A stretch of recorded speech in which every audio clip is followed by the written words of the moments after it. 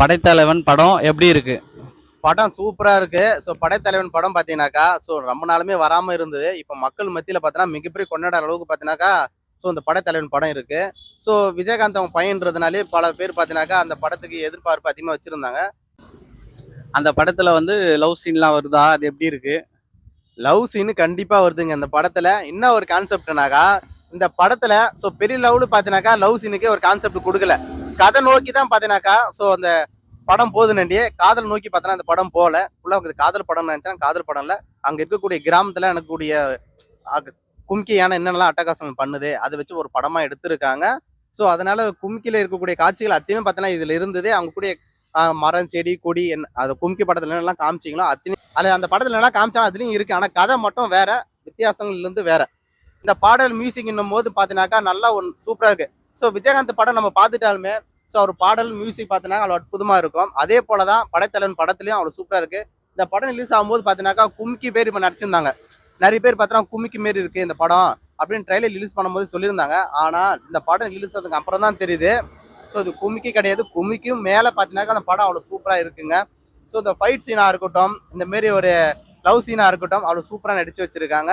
நம்ம தொடர்ந்து பார்த்தீங்கன்னாக்கா ஸோ விஜயகாந்த் அவன் பையனை ரொம்ப குண்டா இருந்தாரு. ஆனால் இந்த படத்தில் பார்த்தோன்னா ரொம்ப ஸ்லிம்மா ரொம்ப ஹைட்டா இருக்காரு.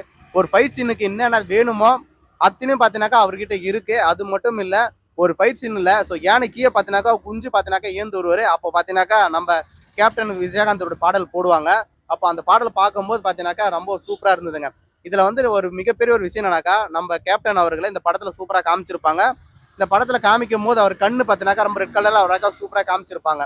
ஸோ அந்த படத்தில் மட்டும் பெரிய லெவலில் பார்த்தீங்கன்னா ரொம்ப செம்ம ரீச். பார்த்தீங்கன்னா எல்லாருமே அந்த படத்தை போய் பார்க்கணும் பார்த்தீங்கன்னா இன்ட்ரெஸ்டாக இருந்தாங்க. ஆனால் அந்த படம் தொடர்ந்து அந்த படம் வந்து ஸோ டேட்டு அறிவிப்பாங்க பார்த்தீங்கன்னாக்கா, ஸோ அது வந்து பார்த்தீங்கன்னாக்கா படம் ரிலீஸ் ஆகாது. அதேமாரி பார்த்தீங்கன்னா நிறைய பேர் பார்த்தீங்கன்னாக்கா கஷ்டத்தில் இருந்தாங்க. அதுவும் கேப்டனை ஸோ கடவுளாக நம்பக்கூடிய நிறைய ஆட்கள் பார்த்தீங்கன்னா ரொம்ப கஷ்டத்தில் இருந்தாங்க. ஓகேங்களா?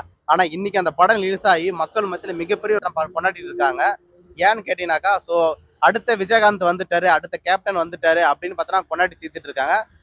அதுல வர ஃபைட் சீன்லாம் எப்படி இருக்கு? விஜயகாந்த் ஃபைட் பண்ற மாதிரியே இருக்கா, இல்ல இது தனியா டிஃபரெண்டா? விஜயகாந்த் வந்திருக்காரு. அந்த ஒரு விஜயகாந்த் வந்த உடனே அனைவரும் இப்போ ஒரு 25 வருஷத்துக்கு முன்னாடி விஜயகாந்த் எல்லாம் வந்தாருன்னா எல்லாருமே கை தட்டி உற்சாகமா பார்த்தோன்னா வர வைப்பாங்க. ஆனா இப்ப அவர் விஜயகாந்த் பார்த்த உடனே தியேட்டர்ல நிறைய பேர் பார்த்தோன்னா கண்ணே கலங்கிட்டாங்க. ஏன்னா கேப்டன் விஜயகாந்த் இப்படி போட்ட ஒரு விஜயகாந்த் நம்ம பார்த்தீங்கன்னாக்கா ஒரு முதலமைச்சரா வராம அளவுக்கு நம்ம ஆக்கிட்டுமே அப்படின்னு ரொம்ப ஃபீல் பண்ணி ரொம்ப கஷ்டத்துல இருந்தாங்க.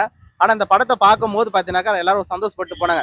இறந்து போன ஒரு விஜயகாந்த் அவர்கள் மீண்டும் நம்ம விஜயகாந்த் பாக்குற மாதிரி ஒரு சூழ்நிலை உருவதனால எல்லாம் கண்ணு கலங்கி வந்தாங்க படத்துல.